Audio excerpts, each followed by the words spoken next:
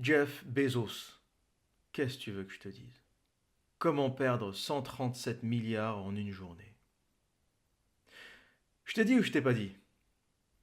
Quand t'as 137 milliards de dollars, tu fais autre chose. Tu sautes en parachute, tu tapes des putes, tu drogues. Mais tu te maries pas. Jeff Bezos, t'es irrécupérable. T'as trois règles à respecter pourtant quand t'as 137 milliards de dollars. C'est pas compliqué. Trois règles. Règle numéro 1, tu ne te maries pas. Règle numéro 2, tu ne te maries pas. Règle numéro 3, t'as compris, tu ne te maries pas.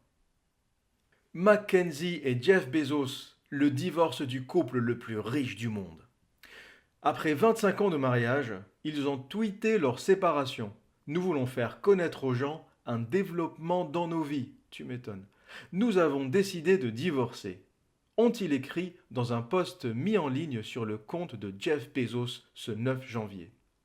Nous restons une famille. Nous restons des amis chers. Hé, très très chers. Conclut-il après avoir confirmé avoir toujours été associé dans des entreprises et des projets. Mackenzie Tuttle et Jeff Bezos se sont rencontrés à New York en 1992. Il est alors président du fonds d'investissement DE Shaw et la reçoit pour un entretien.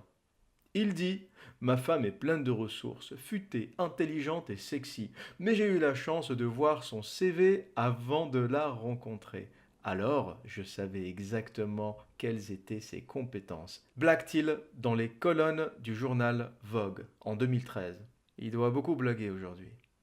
À l'époque, c'est Mackenzie qui fait le premier pas et l'invite à déjeuner. Hé, tu m'étonnes, quelques fellations plus tard, ils étaient mariés, 4 gamins.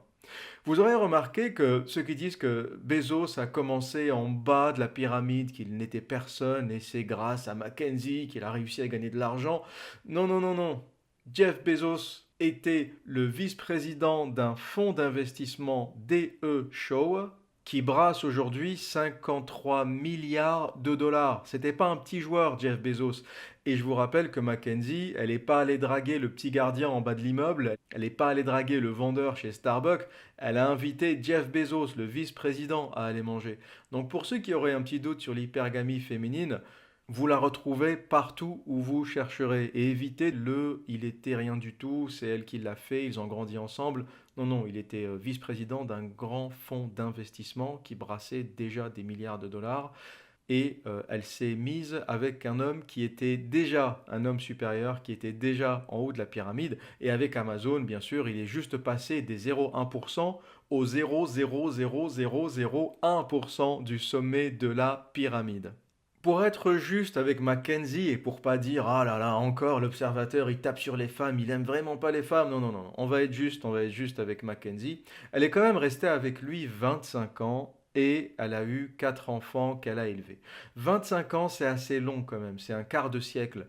Donc c'est pas la michetonneuse qui est restée 1 an et demi ou 6 mois et qui s'est barrée avec la caisse. Elle est quand même restée avec lui 25 ans, elle s'est occupée de ses gamins. Donc, on peut lui accorder ce crédit. Elle est restée très très très très longtemps auprès de son mari. Bon, tu m'étonnes quand tu vois ce que gagnait le mec. C'est pas du jour au lendemain qu'elle allait trouver quelque chose d'identique ou de supérieur.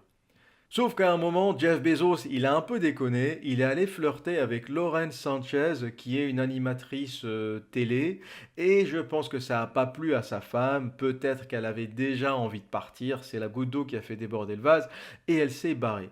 Et aujourd'hui, ce qui fait beaucoup, beaucoup, beaucoup de bruit, ce n'est pas le divorce, parce que c'est un divorce parmi tant d'autres, un mariage sur deux se termine par un divorce, donc ce qui médiatise ce divorce, c'est pas le divorce lui-même, mais c'est les montants en jeu. On parle de 137 milliards de dollars. On ne parle pas d'un mariage qui se finit avec un studio et une Twingo à partager. Il y a beaucoup, beaucoup de thunes et en divorçant, sa femme devient la femme la plus riche du monde. Pour ceux qui ne comprennent pas tout, quand on dit 137 milliards de dollars, c'est pas 137 milliards en cash qui dorment dans une banque, ça ne marche pas comme ça. et il serait ridicule de garder ce montant en cash.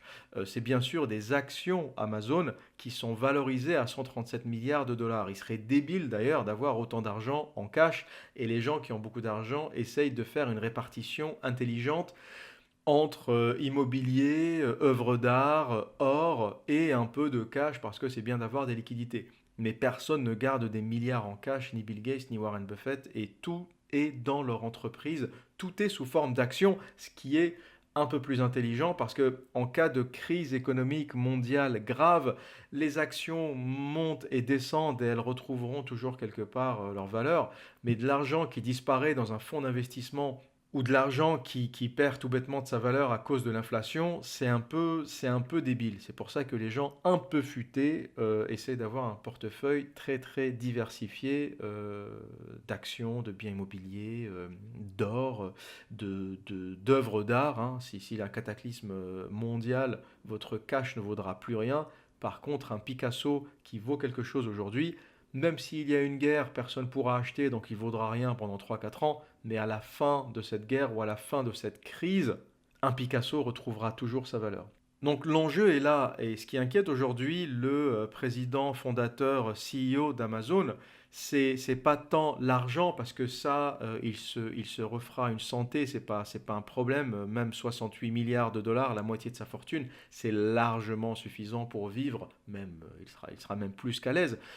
Mais ce qui l'inquiète, c'est de perdre sa place d'actionnaire majoritaire ou d'avoir un actionnaire majoritaire avec lui qui sera sa femme. Donc là, tu perds le contrôle sur l'entreprise. On ne parle plus d'argent, mais on parle de perdre le contrôle sur l'une des boîtes les plus grandes et les plus puissantes au monde à côté de Apple, Google et Facebook. Et c'est ça aujourd'hui qui inquiète Jeff Bezos et il est en train d'essayer de trouver avec sa femme un accord pour que ce divorce se fasse sans qu'ils perdent la main sur Amazon et ils vont s'arranger pour qu'elle garde quelques milliards sans pour autant, je ne pense pas qu'elle partira avec les 68 milliards.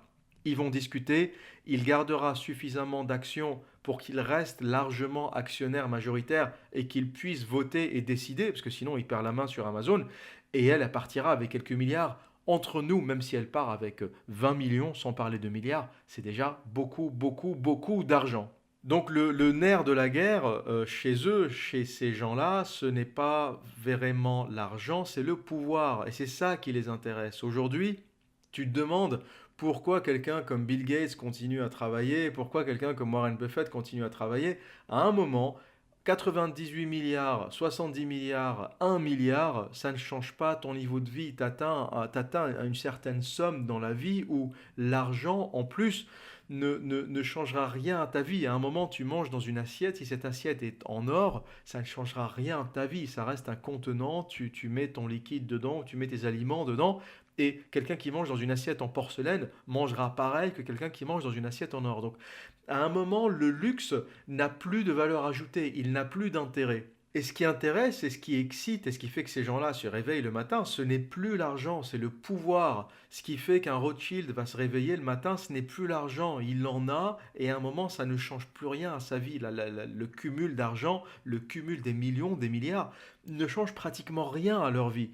Et ce qui les intéresse, c'est le pouvoir. Donc Jeff Bezos, aujourd'hui, sa priorité, c'est de garder le pouvoir sur son entreprise. Et donc son divorce, il n'y aura pas beaucoup de drama, je pense qu'il va très bien se passer entre gens intelligents avec une femme avec qui il a vécu 25 ans. C'est pas quelqu'un qui va se retrouver à la rue, c'est pas un divorce qui va détruire des familles, qui va être compliqué. On est là chez les super riches et je suis pas inquiet ni pour lui, ni pour sa femme, ni pour leurs gamins. Ils s'en sortiront très très bien. Ce qui est intéressant dans ce cas, c'est surtout l'absurdité du système américain qui reconnaît d'office la communauté de biens. C'est-à-dire que par défaut, dans certains États, c'est pas tous les États, mais si on prend par exemple la Californie et l'État de Washington où Jeff Bezos et Mackenzie se sont mariés, eh bien cet État ne reconnaît pas la séparation des biens. Donc lorsque tu te maries, si tu ne fais pas ce qu'on appelle en anglais un prenup, c'est-à-dire un contrat qui précise que vous vous mariez sous le régime des biens séparés, alors d'office tu es marié sous la communauté du bien commun. Et beaucoup de gens ne font pas attention, ne réfléchissent pas, tout est beau, c'est le début, tout le monde s'aime, et ils se disent bon, c'est pas grave, on va pas casser le charme en faisant des contrats. Sauf qu'ils réalisent que plus tard, si les choses se passent mal, eh bien, ils seraient contents d'avoir eu un contrat qui clarifie les choses et qui a quel bien et qui part avec quel bien. Chose que l'on a en France, chose que beaucoup de gens font en France. C'est pour ça qu'en France, on a du mal à comprendre ces mariages américains qui se terminent en catastrophe avec des femmes qui sont personnes et qui partent avec 400 millions de dollars, comme dans le cas de Mel Gibson. Et on se dit, mais c'est pas possible, mais c'est quoi ce monde? Comment ils gèrent pour que des mariages se passent aussi mal?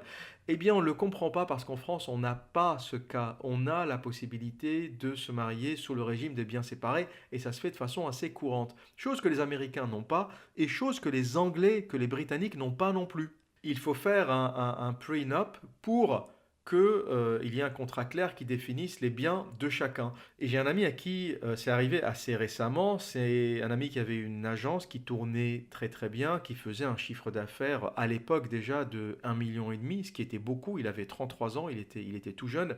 Et il se mariait, il s'est marié avec une juriste qui gagnait un petit salaire normal, quoi. Et au moment de se marier, il lui dit, il faut qu'on fasse un prenup, il faut qu'on fasse un contrat qui définisse nos biens. C'est pas possible parce que lui, il a une maison, il a une baraque qui doit être valorisée à peut-être un demi-million. euh, il a une entreprise, il a des salariés, il a déjà des biens. Et il se marie avec une fille qui n'a absolument rien. Elle n'a absolument rien. Elle a un petit salaire de juriste, mais elle n'a rien. Donc, il lui propose ça et elle lui dit, eh bien, si c'est comme ça que tu penses, moi, je n'accepte pas ta proposition en mariage. C'est ou on se marie sans contrat, ou on ne se marie pas. Quand on dit sans contrat en Angleterre ou aux États-Unis, ça veut dire qu'en fait, il y a un contrat qui est le contrat du bien commun. Et donc, quand tu dis oui, tu t'engages à partager la fortune que tu as, quelle qu'elle soit, avec ta femme au moment du divorce. Donc il a accepté, il a fini par céder. Moi je pense que c'est une absurdité parce que je pense que si ça tourne mal, il va se retrouver à la rue. Mais voilà, c'est la femme qui a gagné, elle lui a imposé ça. Et elle aujourd'hui, s'il divorce, eh bien elle part avec la moitié de la maison alors qu'elle n'avait rien. Elle part avec la moitié de l'entreprise, elle part avec beaucoup, beaucoup, beaucoup de choses. Mais bon, ça c'est sa vie, c'est son histoire, c'est son problème. Et je pense que c'est du bon sens parce qu'un mariage sur deux aujourd'hui se termine par un divorce. C'est une réalité. Ce n'est pas être pessimiste, ce n'est pas être négatif. Un sur deux. Aujourd'hui, si tu m'écoutes et que tu es marié et dans ta famille, tu as ton frère qui est marié ou tu as un ami qui est marié, eh bien, ou toi ou lui, allez divorcer. C'est une statistique. Une personne sur deux, un mariage sur deux se termine par un divorce. Donc cette statistique étant aussi élevée, c'est du bon sens de se dire, on vit dans un monde où il est devenu très compliqué, les mariages qui durent de la génération de nos arrière-grands-parents et de nos grands-parents, ça n'existe plus. Notre mariage a une proportion, un potentiel très très très élevé de se terminer en divorce. Il est de bon sens de se dire, on a un contrat clair au départ, je garde mes biens, tu gardes tes biens. Si les choses tournent mal, on part chacun de son côté et on évite les divorces ridicules où les couples commencent à se battre pour les cuillères, les torchons, les serviettes, qui prend ci, qui prend ça, qui a acheté tel slip, qui a acheté telle épingle. Ça devient n'importe quoi. Et en général, ils ne se battent pas vraiment pour la petite cuillère, ça ne vaut rien une petite cuillère. C'est surtout la tension, la haine, euh, la douleur, enfin tout ce que va générer ce divorce qui va faire que les gens vont se détester et ils vont finir par trouver le moindre prétexte pour se battre, dont la petite cuillère. Et donc moi j'encourage les hommes à dire, si vous êtes confronté à une femme qui vous dit si tu te maries sous le régime de la séparation des biens, c'est que tu ne m'aimes pas, donc ça veut dire que tu n'es pas sincère et donc je ne veux pas me marier et mon cul sur la commode, etc., etc. Et cetera. Et moi je dis, si vous êtes confronté à ça, eh bien il faut tenir, il faut dire, ben non, moi c'est ça ou rien. Faut pas céder au chantage affectif. Les femmes aujourd'hui ont choisi la voie du féminisme, la voie de l'indépendance, la voie de dire je suis égal à un homme, je peux travailler comme un homme, je peux acheter ma maison comme un homme, je peux m'occuper de moi, je n'ai pas besoin qu'on s'occupe de moi. Donc on ne peut pas dire et je suis indépendante, je suis forte, je suis féministe, et je veux la moitié des biens de mon mari en cas de divorce. C'est illogique. On vivrait dans une société patriarcale où les femmes acceptent que l'homme prenne les rênes de la famille. J'assumerais complètement de perdre la moitié de ma fortune au profit d'une femme. Pourquoi? Parce qu'elle a accepté les règles du jeu, elle a accepté que je sois le chef de famille qui travaille, qui ramène l'argent, qui s'occupe de ses gamins, qui s'occupe de sa famille. Et si jamais il y a divorce, j'assume entièrement les conséquences et ça ne me dérangerait pas que ma femme parte avec la moitié de mon argent parce que elle a joué au jeu du patriarcat et elle a accepté que je prenne les rênes de la famille. Mais elle ne peut pas d'un côté dire non, non, le patriarcat c'est pas bien, moi je veux la liberté, je veux l'égalité, je veux qu'on soit pareil. Mais en même temps, si on divorce, je veux bien gratter un petit billet. Bon, à un moment, tu peux pas avoir le beurre, l'argent du beurre, la crémière, la vache, la chèvre, la ferme, la paille. Bon, faut que tu choisisses ton camp.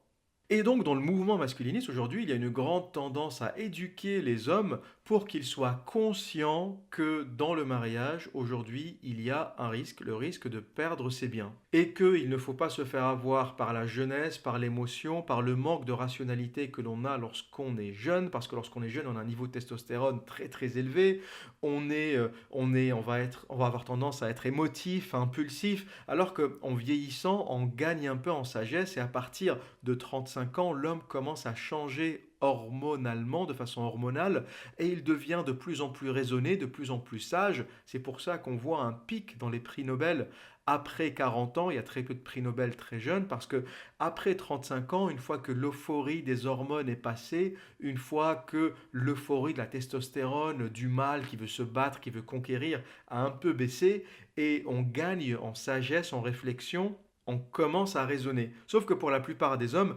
lorsqu'ils atteignent 35 ans, c'est un peu trop tard, ils ont déjà fait beaucoup d'erreurs, ils ont déjà été impulsifs, ils ont déjà fait des choses qu'il ne fallait pas faire.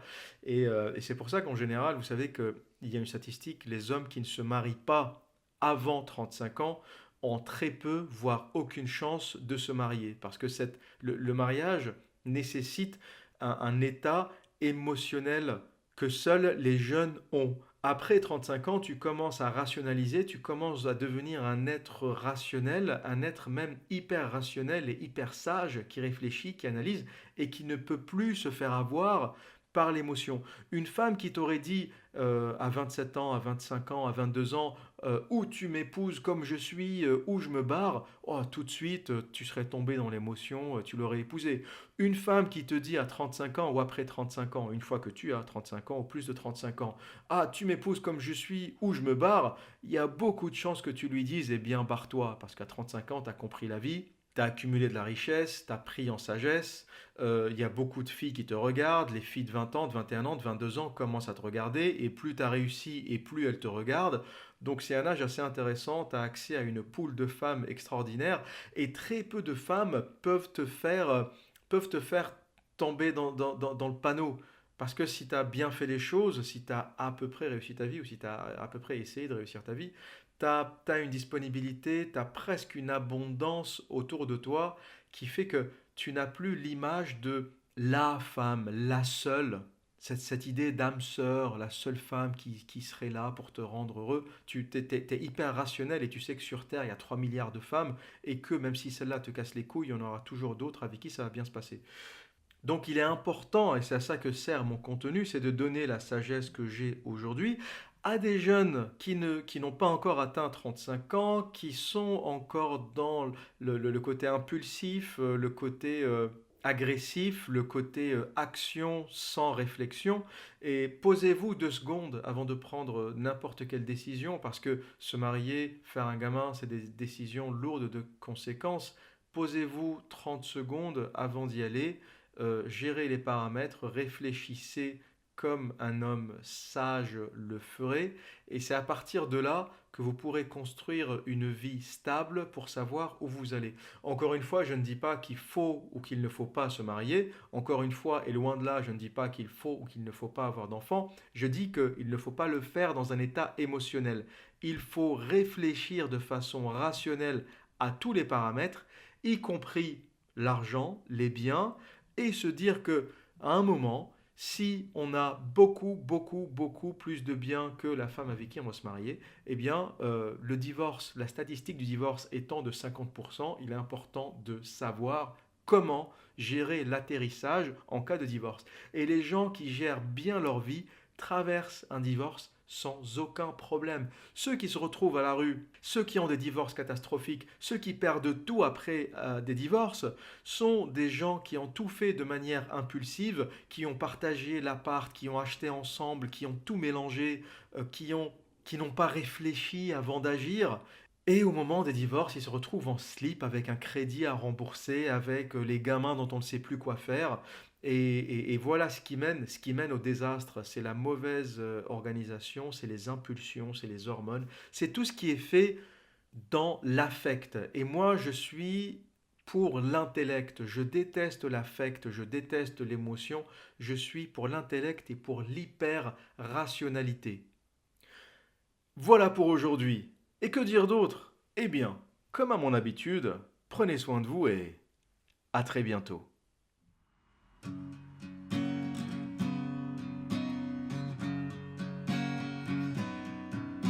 They say when